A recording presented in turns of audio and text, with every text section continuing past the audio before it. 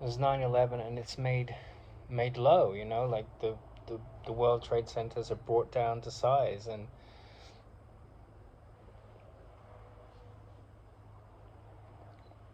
this monopolization of the world by the American empire. The Chinese don't like that, and the Middle Easterners don't like that, and the Europeans are, you know, at odds with that, and the French don't like. Um, well, they had these chic McDonald's in Paris, but they don't. They look down on the kind of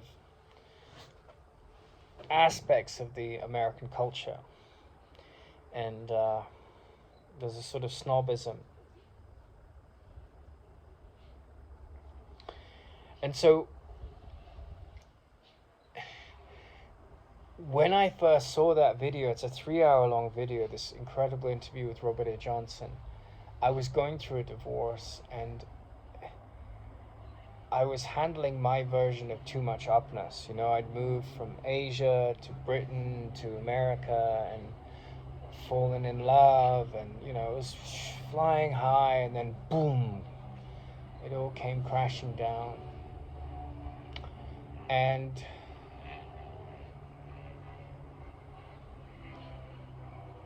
I was aware that the person that I was corresponding with in this group, with regard to the Course in Miracles, was like my ex-wife, a 7 in the Enneagram. And so the 7 is all about making fun and jokes and keeping it light and pursuing pleasure and having as many exciting experiences as possible. And so, when I was talking about the dark side of the psyche, and how we ignore that at our peril, how there are these Course teachers there's one particularly that comes to mind, who's a 7, and he travels around the world, and he's always giving this happy message. And I was like, oh, you have to be so careful with that stuff, because while the Course in Miracles is a study of the light, it is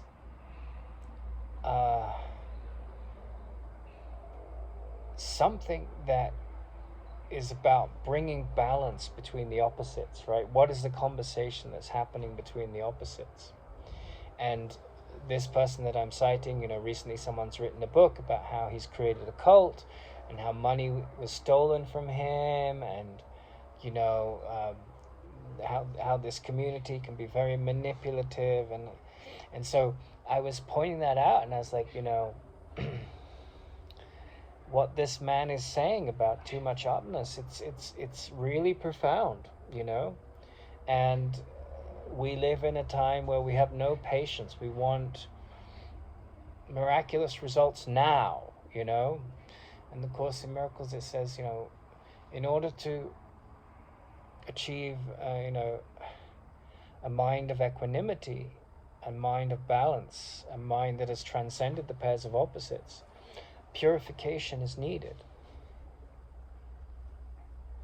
And what that means is that unconsciously we believe that we are sinners, that we did something wrong, that we killed God. And that's the illusion the spell of that illusion we live under. And it might not be, you don't have to believe in God for any of this to make sense, because it's a metaphysical metaphor. So what we believe is that we're not deserving of love. We believe that we're not worthy, that we're not brilliant and light. And then the opposite of that, the inflation of that, is when we think we're better than everyone else. Look at me, look how important and flashy I am. And this is the psyche that we're having to handle. And if we don't handle it, we don't purify the mind, and we go around making a mess, and we go around saying, well, everything needs to be light, and we need to compliment and only see the good in people. And Robert A. Johnson was saying, he wasn't a person that was studying the Course in Miracles.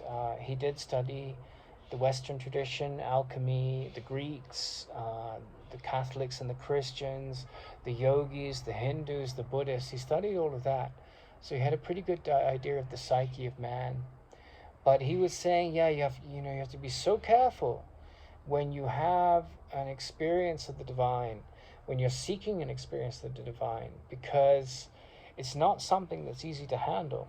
And there's a saying, I think it's by Jung, or someone like that. He says, the job of the church was to protect you from an experience of the divine. And there's a lot of wisdom in that, because, if you look at the story of Moses, for one, he God walks by him and he can't handle it. He has to turn his gaze. And when Arjuna gets to have the experience of Krishna, it's so startling and frightening for him, and awe-inspiring as well, which is where you want it to be, that he can't handle it. His mind isn't ready for it. And so Krishna has to erase the memory of it from his mind because it's too much to handle. And so, I always, what this brought home to me was that we want this upness. We want this, everything's fine and lovely. And the Course in Miracles says, I only see the light in brothers, and that represents the light in me. And I'm like, yeah, you got to be really careful with that, because here's, 50 years into the Course in Miracles, one of the most successful teachers set up this non-profit, has a place in America, has a place in Mexico. People flock to him. And, it's all about levity and light and dancing and happiness, and we are the joy. And, there's a dark side that hasn't been attended to, and it cons people out of, their inheritances. And people write books about it being a cult. And this is the danger, that when we don't look at our shadow nature, we go around practicing the teachings of the Course in Miracles without having purified our mind of the illusions that create all the psychic messes in the world. A wise man, an enlightened man, a man of peace, is not interested in war, because he's ended the conflicts in himself. He's not interested in weapons because he's not interested in killing others. Maybe he's a hunter. He kills, to keep the ecology in balance. But it's this madness of killing another human being, because they have a different nationality. Like, he's ended that nonsense, that pettiness, that aggression, that insecurity. But that's relatively rare in the world, because we think we're Palestinians, and we think we're Arabs, and we think we're Jews, and we think we're Christians. And of course, all of those things have a certain relative meaning. But when it comes to transcendence, we're just,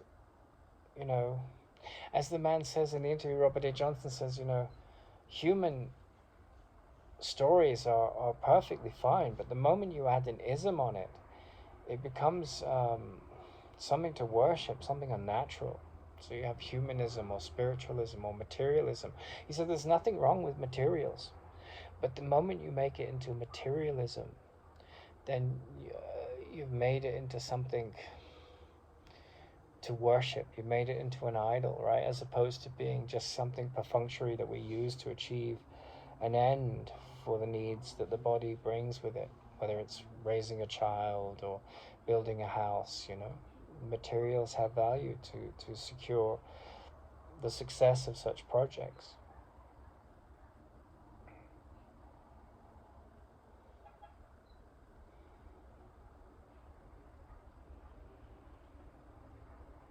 So, Ken Wapnick said that the focus of the Course in Miracles, he said it's a hellish journey, because you have to look at all the dark places inside yourself.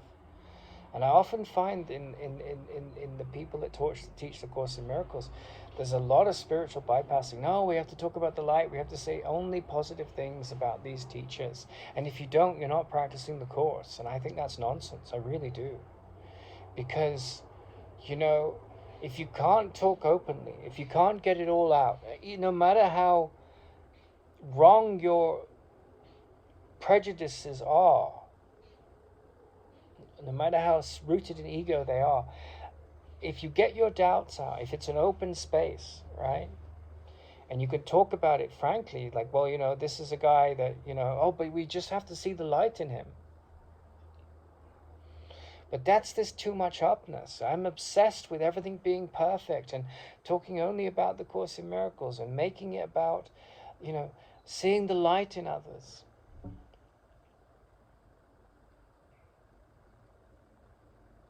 Well, how do you see the light in Hitler? How do you see the light in someone that's holding all these grievances against you? That's your job, right? That's the job of a sane mind. But that doesn't mean that you're going to go around denying insanity. You're going to have to handle it. In the Course in Miracles, it says, deny the denial of the truth. No loving father is going to say, well, it's okay to eat, 50 sweets before your dinner because it's all good. It's all, you've got to speak to what's relatively valuable, what the consciousness can accommodate. You're a father and you're like, okay, you're eating all these sweets before dinner. You're not going to enjoy your food and you're going to feel sick and then you're going to be grumpy and I'm going to have to handle that. And I don't want you to be sick because I love you. So, and it's like, my mentor, he was meditating on Kali and he had no interest in reading about Kali. He wanted to meet her and he was such a deep being that she came to him. And he said, Mother, why are you such a horrific looking creature? Got these necklace of skulls and then this belt of cut arms dripping with blood. And she says, because I so love my children that I want to warn them of the consequences of ill thought out action.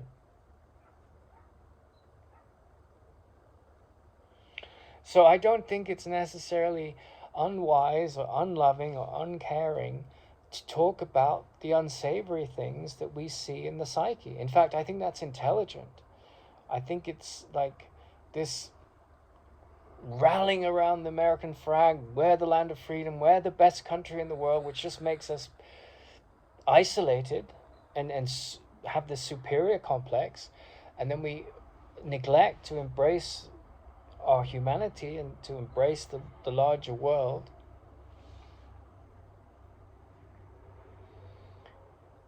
And we think we're better than others, unconsciously. Because we've got the best constitution, Or the Course in Miracles is all about seeing the light.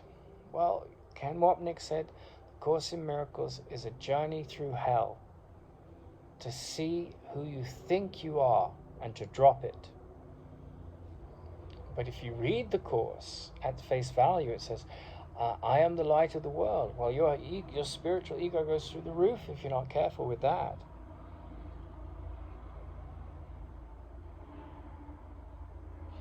So you have to attend to the materials in your life, your assets, your challenges, your aspirations.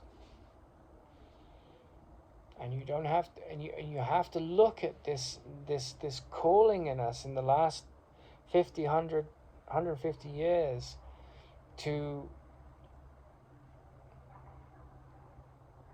reach for the stars. There's Elon Musk and he's chasing Mars and everything has to be faster and bigger. And, there's a really admirable aspect of that, because now when we look at like the huge resources of lithium and iron that we have, and there's no shortage of them on the earth, we can start to contemplate, 100 battery factories on the planet that will supply all our needs. And then, we can set things up to power those batteries in a renewable way. I mean, it's really inspiring. That's admirable. But then you want to go to Mars, and it's like everything is up, up, up, up, and there will always be a fall down. There'll be this Icarus, like Icarus was the character that tried to fly up to the sun, and he crashed because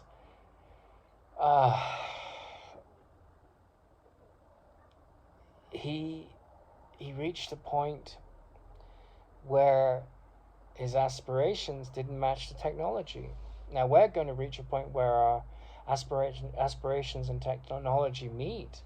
But if you look at the movement away from the era of adulation of the gods to the rising of the humanistic culture in Greece, there's a moment where the Greek gods are seen as scoundrels, that they're just like running the show and controlling the humans in a way that is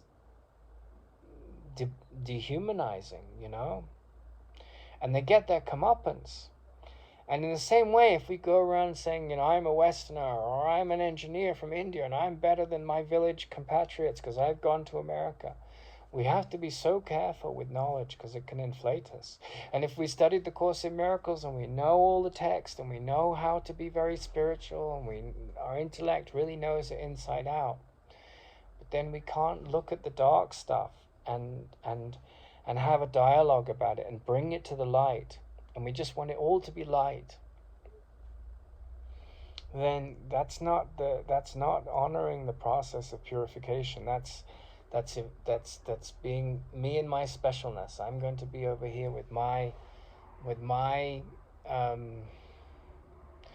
spiritual vegetarian friends and my Course friends and everyone else that questions my path is to be condemned and to be, you know, I'm going to promote exclusivism. And that's what the ego does, whether it's the spiritual ego or it's the bog standard ego, you know. It's like, I'm going to separate off and I'm not going to see the good in you.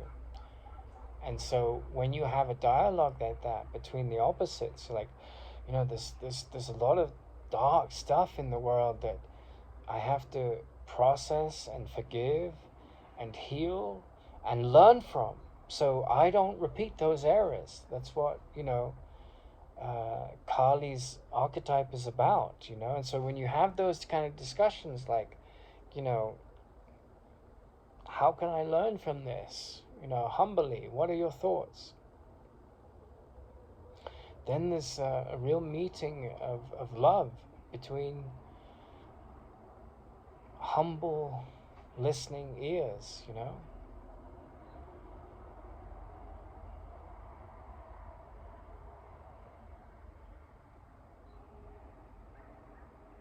And I really feel that in our world, every one of us is on a path to healing the illusions of the mind.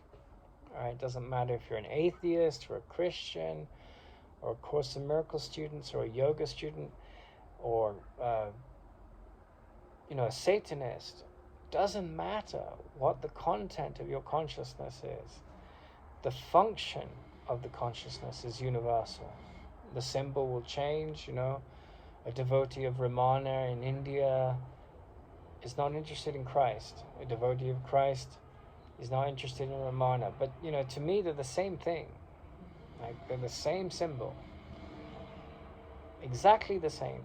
They represent the same thing. They have totally different forms. One is dead, thousands of years, came from the Middle East. Another is dead, 50, 60 years, 70 years, came from India. But they're saying the same thing. And this exclusivism of, you know, my way or the highway, and it has to be light, it has to be healing.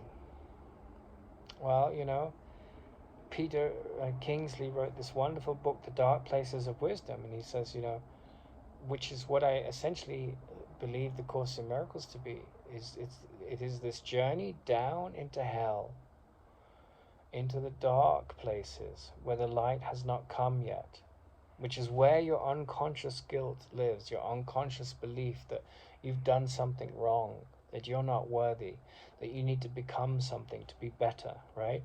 And you have to excavate that madness internally, we all do, and bring it to the surface, right?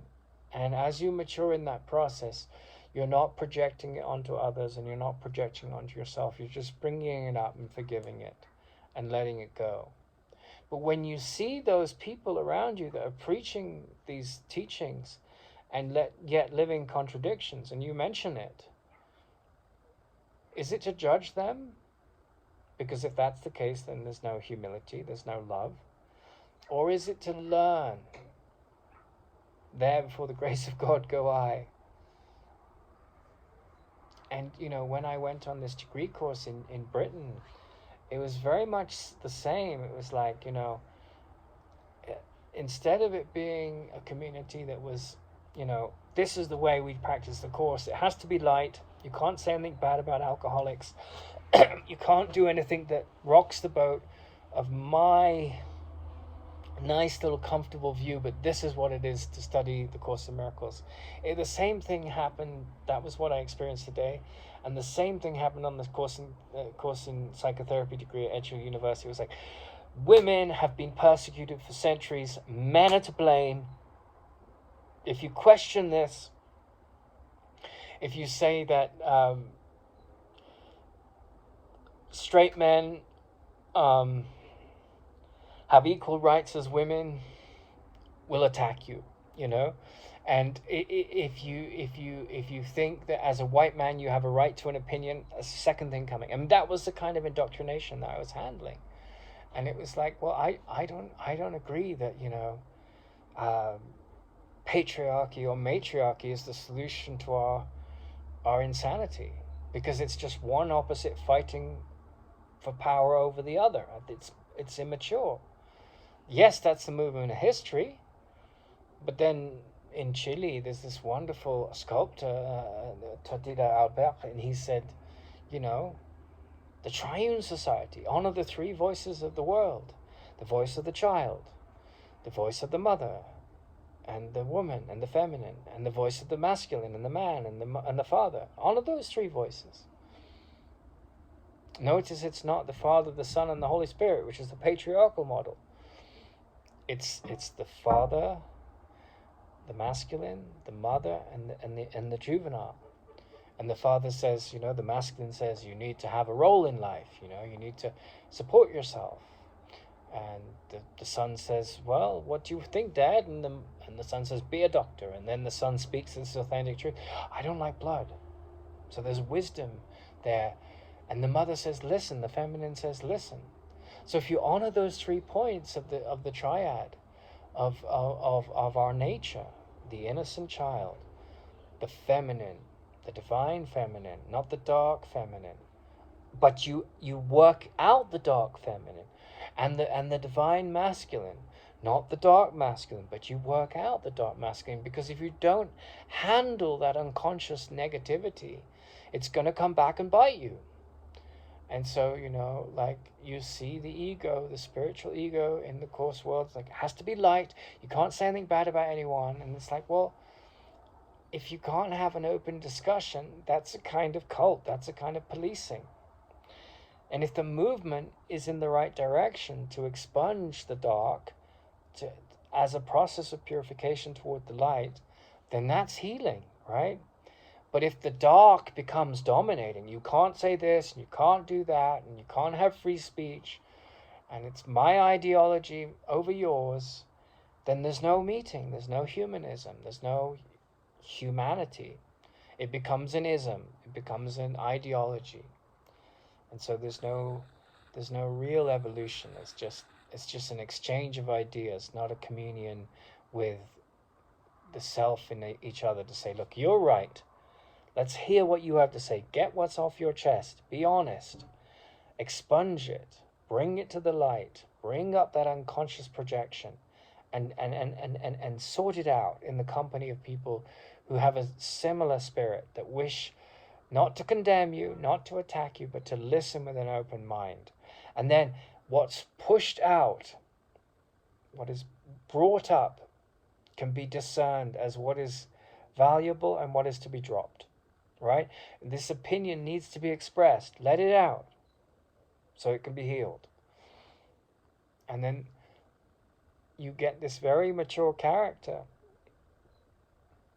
Robert A. Johnson, who spent his whole life being a psychotherapist and writing these exceptional books that have sold in the millions, talking about the challenges of the masculine and the challenges of the feminine, and the challenges of the dark feminine, and the challenges of the dark masculine, and the challenges and triumphs of the light masculine and the light feminine. And he says, he's talked it out. He's talked out those dialogues with 1,000 people in his space, that he's provided in his professional life. And he gets to the end of his life and he says, I find all words at this point inexact, unprecise, insufficient. And then you have Ramana saying, the greatest teaching is in the silence. Silence teaches at the deepest level. And it's interesting because I've spent a lot of time in solitude. Like in the last year or two, I'm living like a hermit right now. And when you're living alone in that way, with a very simple life, you're very, very peaceful for the most part. And so the neurotic conflict of the world is, it's not there. And then but you've walked away from this conflict, right? Of opposites.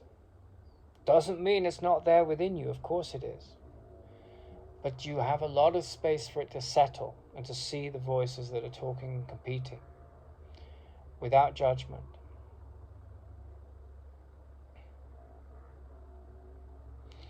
And so silence becomes a refuge, but not an escape.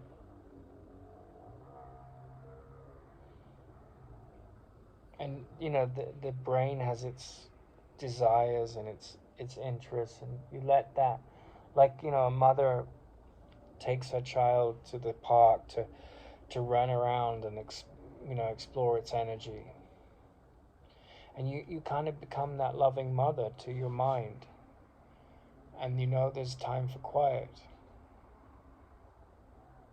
And I think when you assimilate yourself in that very quiet space of solitude, and you're interested in these very deep teachings, things start to flower, the shifts start to happen. And like when I went on that degree course, it really was like walking into a very juvenile culture where people were very much trapped in the ideas of being bodies and very much trapped in the ideas of being their story and victims of their story.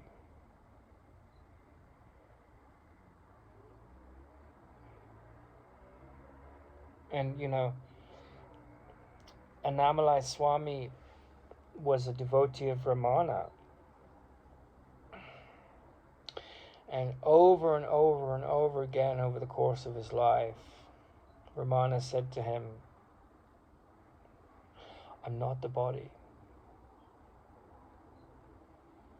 And then he dies at the end of his life, and the picture of Ramana falls off the wall in the small cabin, the small home that Annamalai Swami lives in.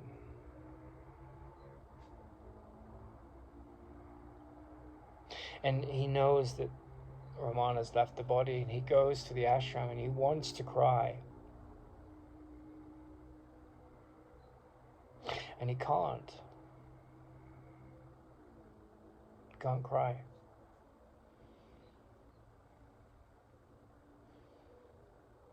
The greatest love of his life has just died.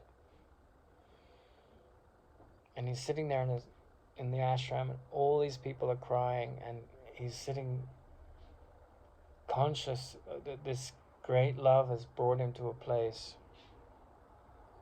where sorrow has no home. And I spent my whole time in India chasing stories like this, studying these so carefully. And I get to this psychotherapy degree, and everyone's like, well, women's rights and men's rights and homosexual rights and transsexual rights, and not to condemn any of that.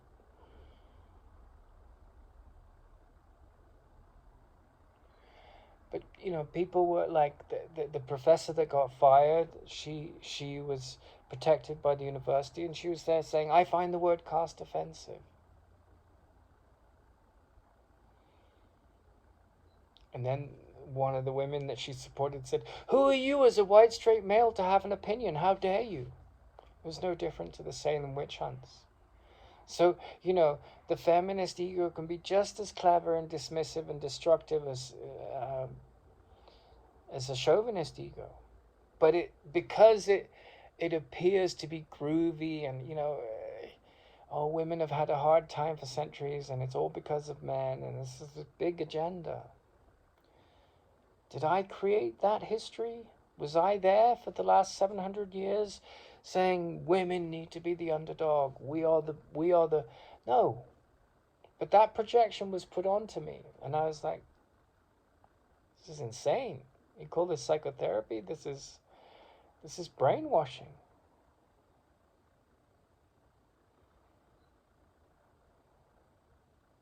Call a spade a spade. The Dalai Lama was a bastard. When Tara Singh said that to me, everyone worships the Dalai Lama, but he told me stories of that. The Dalai Lama just, his most evolved teacher became enlightened. He just dropped in New York. He didn't give a shit.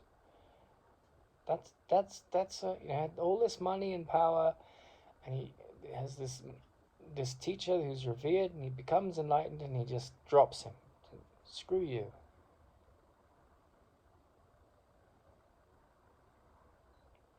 In the Course in Miracles, it says, love makes no demands. That man lived the truth, and life took care of him. He only saw the light in others. But if you're wanting to master that,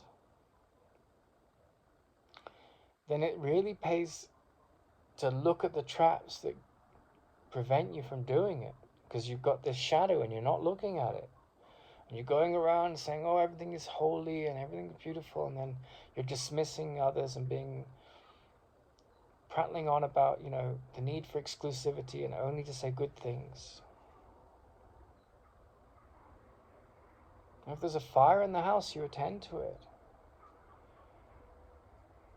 If you're talking about the first 50 years of the Course in Miracles, it's incredible what's happened. I've been around it. I was born in 1974. I met my teacher when I was 18. He came across the Course in 1975, 1976.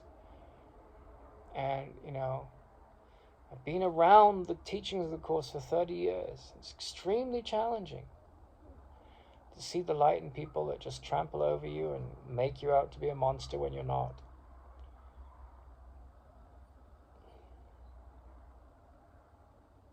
That's what happened to Christ. And he forgave them.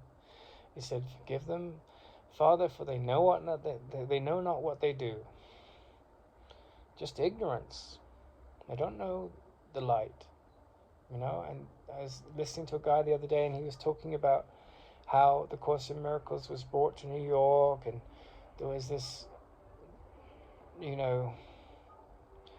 Air Force admiral or general, I can't remember what he was, but he was a high up military official, and he was teaching the Course in Miracles in the United Nations, and it sounds also exalted and lovely, but at the same time, the priest blessed the battleships.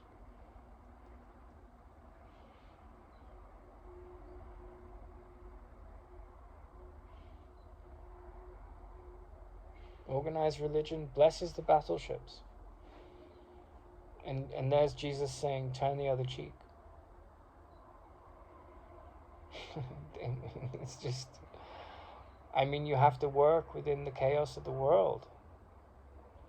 But I never understood how you could support the armies of the world, and unless, as my teacher did, he said, well, why don't we, pass a law in the parliaments of the world and the congresses of the world to make sure that a big hefty budget of every army goes towards humanitarian projects, like 20%. Let's start with 20% and then move it to 30%, and then send them to the country that we're most an enemy of, and make it a deal that they're going to do.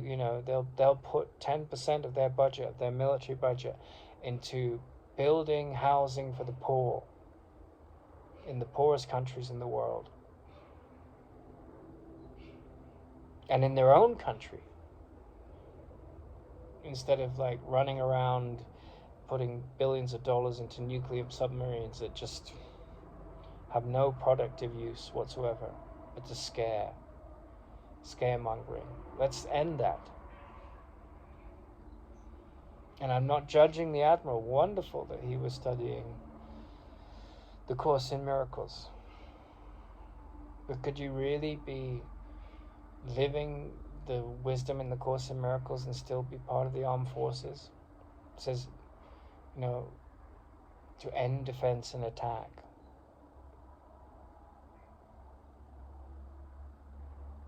And of course, you can study the Course in Miracles and have your state pension and, be part of the bastion of the old boys club and run around and celebrate all your wars. I'm sorry, but no judgment intended or meant or pushed into that story. He's exactly where he needed to be. That was where his evolution was best, procured in a lifetime as a military man coming across the Course in Miracles. But if you really live these things, could you be limited to a nation, limited to an ideology? No.